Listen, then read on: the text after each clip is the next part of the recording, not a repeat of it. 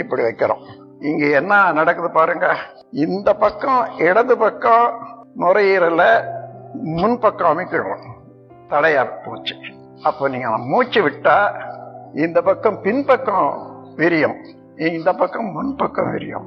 அதே போல மாத்தி விடுற போது இந்த பக்கம் முன்பக்கம் விரியும், பின்பக்கம் விரியும். அந்த மாதிரி நுரையீரல முன்பக்கமும் பின்பக்கமும் கைகளை மாத்தி வைக்கிறதுனாலயே இயக்கிடும்.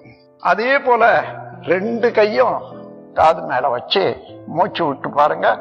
அந்த மூச்சு என்ன ஆகுது, பின்பக்கம் நுரையீரல விரிக்கும்.